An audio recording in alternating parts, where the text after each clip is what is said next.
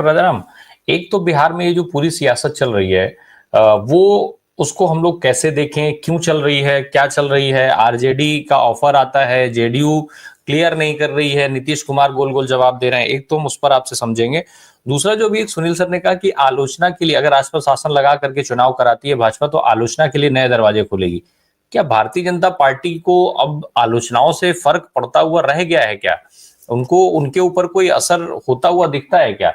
इतनी आलोचनाएं हुई हरियाणा के चुनाव के बाद, इतनी आलोचनाएं हुई छत्तीसगढ़, राजस्थान, मध्य प्रदेश के इलेक्शंस के बाद, इतनी आलोचनाएं हुई महाराष्ट्र इलेक्शन के बाद, और जवाब तो कहीं से कुछ भी नहीं आया। तो क्या आलोचनाओं का डर रह गया है भाजपा के अंदर?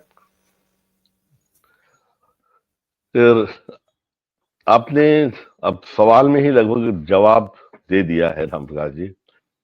ये बात सही है। सुनील जी जो कह रहे हैं कि वो पुराने जमाने से राजनीति को बहुत करीब से देखते आ रहे हैं और राजनीतिक शुचिता, राजनीतिक संस्कार, जिस चीज की अपेक्षा वो कर रहे हैं वो भाजपा में वो अब मौजूद मैं नहीं देखता। जिस तरह से मदमस्त हाथी चलता है और कोई उसे क्या कहता है, जनता क्या कह रही है, मीडिया क्या कह रही है, कुछ खास फर्क पड़ता दिखता नहीं। वो ये इनके प्रकरण सत्ता पे काबिज होना चाहते हैं और कहते भी हैं कि हम चुनाव जीतने के बाद फिर से चुनाव जीतने के काम में लग जाते हैं। और इन पिछले जो आप छत्तीसगढ़ की बात कर रहे हैं, हरियाणा की बात कर रहे हैं, तो तमाम कयास, तमाम राजनीतिक विश्लेषण के बावजूद जादूगर ने हेड से कबूतर के बजाय बारहसिंगा निकाल दिया। पूरे देश ने देखा, दुनिया ने देखा, लेकिन कोई उसका फर्क पड़ा नहीं। जब आंखों की शर्म मिट जाती है तो फिर आप इस तरह की उम्मीदें, मतलब आप मृग मरीचिका ही कहलाएगी। मुझे नहीं लगता कुछ ने कोई खास फर्क पड़ने वाला है।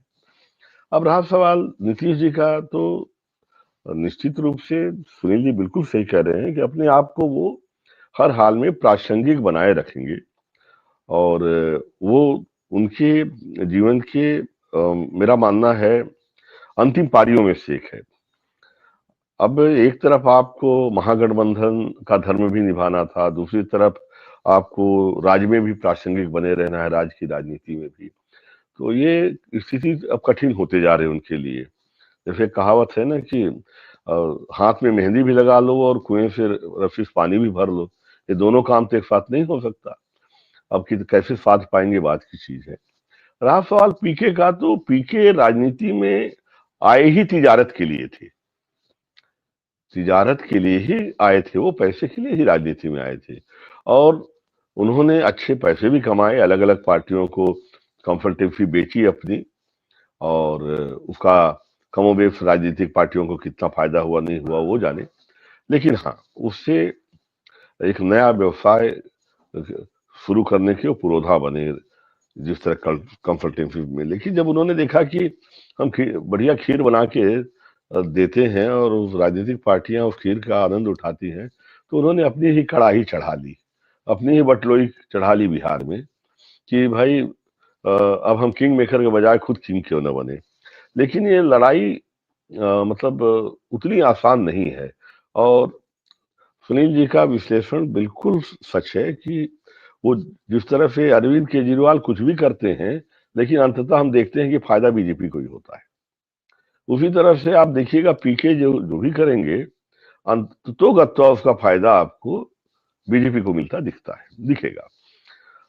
और स्वाभाविक अगर सहयोगी की बात करें तो कभी लालू यादव और नीतीश जी साथ मिलके राजनीति में कंधे से कंधा मिला के वो लड़े भी थे, स्वाभाविक सहयोगी हो सकते हैं। लेकिन नीतीश जी का जो राजनीतिक इतिहास है, अब वह विश्वास पैदा करने वाली स्थिति में नहीं है किसी भी सहयोगी के साथ। वो कब कहाँ भाई पलटू राम बने या पलटू उन्होंने कुछ भी लोग कहें, लेकिन राजनीति में अंततोगत्वा सत्ता ही धुरी होती है। और जो सत्ता प्रकरण सत्ता उन्होंने बार बार सत्ता फिसली भी है, फिर भी उसे हासिल किया है, इसलिए वो प्रासंगिक अभी तक तो बने हुए हैं। लेकिन राजनीति में जो विश्वास, राजनीतिक विश्वास भी होता है सहयोगियों के ऊपर। एनडीए और यूपीए का हमने देखा है, कई लोग बिछके भी हैं, कई लोग छिटके भी हैं, लेकिन बावजूद इसके कई पार्टियों ने गठबंधन का धर्म, सहयोगी का धर्म निभाया है, लंबे समय से रहे भी हैं। तो ये जो आपका बिहार की जो राजनीति है, कई बार पूरे देश की राजनीति के दरवाजे खोलती है। पहले भी जेपी से हमने देखा, आजादी के समय से देखा है। मेरा मानना है वर्तमान जो स्थिति है वो पूरी देश की राजनीति की का केंद्र बिंदु बना हुआ है बिहार की राजनीति। और ये जो सामने दिनों दिन परिस्थितियां बदल रही हैं, ये निश्चित रूप से आप यकीन मानिए बीजेपी को नीतीश का क्या होता है क्या नहीं होता है बड़ा मायने नहीं है, लेकिन केंद्र में भाजपा की स्थिति बिहार के परिणामों से बहुत प्रभावित होगी, मेरा अपना आकलन है। बिल्कुल। डॉक्टर राजाराम, क्या भारतीय जनता पार्टी भी जो है वो बिहार में भी एक सिंधे की तलाश करने में लगी हुई है, इसलिए भी इस मामले को वो भी लंबा खींचना चाहती है भाजपा भी, और शायद इसीलिए वो भी कोई बयान इस तरीके का नहीं देते हैं, हाँ ना या कुछ ऐसा, क्योंकि भाई वो नीतीश कुमार आज की तारीख में जेडीयू तभी तक है जब तक नीतीश कुमार है, और नीतीश अगर जेडीयू तोड़ने में वो कामयाब हो जाती है भाजपा, तो फिर भाजपा तो प्लस पॉइंट में आ ही जाएगी, फिर उसके लिए चीजें आसान हो जाएंगी, नीतीश कुमार भी नहीं रहेंगे, जेडीयू भी उनके साथ रहेगी, और फिर वो चुनाव में आराम से जा सकते हैं। और जेडीयू टूटने के बाद नीतीश कुमार कितने रेलेवेंट रह जाएंगे, इन दोनों चीजों पर आपसे जरा समझना चाहेंगे। राम प्रकाश जी, जेडीयू को काफी हद तक अभी तक साध के चले हैं। हालांकि जेडीयू में भी आप देखते रहे जीतन मांझी के समय से लेके विरोध के स्वर भी हमेशा उठते रहे हैं, और जेडीयू में अगर टूटन होती है तो निश्चित रूप से इसका भाजपा को भी फायदा है, और जेडीयू से जुड़े हुए जो हैं वो थोड़ा बहुत वो भी लाभान्वित होंगे, लेकिन सबसे ज्यादा नुकसान नीतीश का ही होगा। और इस चीज को समझने की जरूरत है कि भाजपा देख रही है कि सारी पार्टियों के वो पत्ते जो अभी नहीं खुले हैं वो भी सामने आ जाए, वेट एंड वॉच की स्थिति में है भाजपा, क्योंकि उससे उसका नुकसान कुछ नहीं हो रहा है। अगर कुछ स्थितियां और क्लियर होंगी तो फायदा ही होगा। पानी को और मैला गंदा करने में पीके की भूमिका है, तो ताकि राजनीतिक परिदृश्य और अस्पष्ट हो, इसलिए वो अपना अलग तरफ से जो लगातार कुछ मुद्दों को लेके हमलावर भी हैं और सोशल काजेस को लेके मूवमेंट भी चला रहे हैं। तो इन सारी चीजों के बीच में भाजपा का जो लक्ष्य है एकदम स्पष्ट है, और उन्होंने उसे छुपाया भी नहीं है। अगर ख्याल हो 2000 जब अभी एक साल पहले जब अमित शाह गए थे उस समय चुनाव के दरमियान, तो उन्होंने चुनाव के दरमियान कहा था कि भारत में क्षेत्रीय पार्टियों का भविष्य अंधकारमय है। क्षेत्रीय पार्टियां जो है और स्थायित्व को लेके, और जिस तरह से एक मजबूत राष्ट्र की इनकी परिकल्पना है, उसमें स्थायित्व के दृष्टिकोण से, मजबूत राष्ट्र के दृष्टिकोण से क्षेत्रीय पार्टियां बाधक हैं। उनकी आइडियोलॉजी की बात कर रहा हूं मैं, और ये इस चीज को कहते भी रहे हैं। और क्षेत्रीय पार्टियों की जड़ों में जहां अवसर मिलता है मठा डालने से भी वो बाज नहीं आते।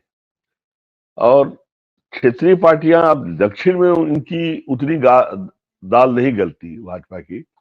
दक्षिण में क्षेत्रीय पार्टियां जो हैं परस्पर लड़ती भी रहती हैं, और कर्नाटक का प्रयोग जो आप देखे हैं कुछ दिनों सही चला भी, लेकिन फिर वो भी फेल हुआ। तो क्या है कि एक तरफ जैसे हम कहते हैं कि नीतीश कुमार जी अब भरोसेमंद नहीं रह गए, लेकिन भाजपा की बात देखिए तो भाजपा का तो लक्ष्य पहले से तय है कि क्षेत्रीय पार्टियों को उसे समाप्त करना ही है। जो वो छुआ सो कोढ़ी हुआ, जो उनके साथ जुड़ा वो कमजोर हुआ ही। चाहे महाराष्ट्र का देख लीजिए, कर्नाटक का देख लीजिए, या आप यहाँ भी देख लीजिए, अब बिहार की स्थिति भी देख रहे हैं। जब नीतीश बाबू सत्तारूढ़ हुए थे तब उनकी क्या स्थिति होती थी, और किस तरह से एक तरफा जनता का समर्थन को मिलता था। धीरे धीरे आज उन्हीं के दो छत्र अमित शाह जी की गोद में हैं और टूटन की कगार पे है, और वो अपनी वाटरलू की लड़ाई लड़ रहे हैं। जी।